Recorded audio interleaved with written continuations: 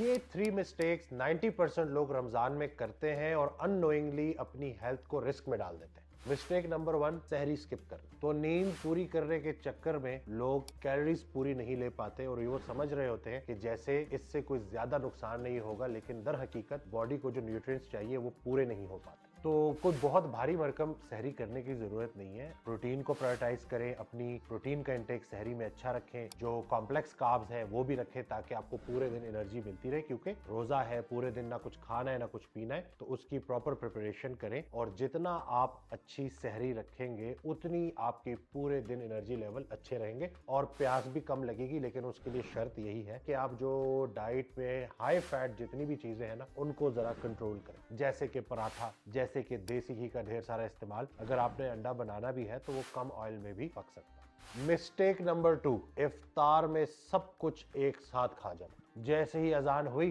तो जो सामने आया बगैर सोचे समझे खाना शुरू किया और सब कुछ ही खा बैठे। तो जो रमजान का महीना जिसमें हमने अपने हाजमे को ठीक करना था, अपनी रूहानी और जिस्मानी सेहत को बेहतर करना था, उसी रमजान के महीने में बहुत सारे लोगों को मैदे के मसले शुरू हो जाते हैं, डाइजेस्टिव प्रॉब्लम्स हो जाती हैं। और उसकी वजह यही है कि पूरा दिन पेट खाली रहा और जैसी अफ्तारी शुरू हुई तो तेजी से खाना शुरू कर दिया। और अफ्तारी आप पानी से भी कर सकते हैं, जरूरी नहीं है कि आप शरबत के गिलास पीते जाएं और इतनी सारी एम्प्टी कैलोरीज ले जाएं। तो टिप क्या है, खजूर से और पानी से रोजा अफ्तार करें। सारा दिन आप भूखे रहे तो नमाज पढ़ें आराम से, खैरियत से, और उसके बाद फिर सोच समझ के अपनी अफ्तारी करें और उसमें भी अपनी प्लेट बनाना सीखें। मिस्टेक नंबर 3, सारी रात जागे रहना। कि वैसे भी सहरी करनी है तो रात को सोते ही नहीं। और उसका एक बड़ा नुकसान पता है क्या होता है कि आप थोड़ी थोड़ी देर बाद चरते रहते हैं, कभी ये खा लिया कभी वो खा लिया। तो सोचने वाली बात यह है कि अभी तो आपने अफ्तारी की थी तो दोबारा से खाने की जरूरत कैसे पड़ी। और अगर आपकी स्लीप पूरी नहीं है तो आपका मूड भी खराब रहेगा और आपकी शुगर भी कंट्रोल नहीं होगी। तो जहां हम ग़िज़ा की बात करते हैं वहां पे नींद भी बहुत जरूरी है। तो आप बेशक रात को 10 बजे, 10:30 बजे, 11 बजे सो जाएं और सहरी के वक्त दोबारा से उठ जाएं। तो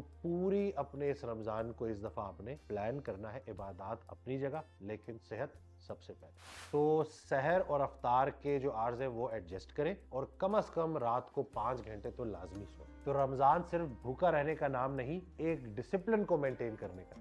तो इन टिप्स पे अमल करें और अपना रमजान सेफ और हेल्दी बनाएं। तो आप सबको मेरी तरफ से बहुत बहुत रमजान मुबारक। और आप रमजान में भी अपनी हेल्थ एंड फिटनेस को बेहतर कर सकते हैं। तो ये एक्सक्यूज नहीं है, बल्कि मैं तो ये कहता हूँ कि रमजान बेहतरीन महीना है अपनी फिजिकल और स्पिरिचुअल हेल्थ को बेहतरीन करने का।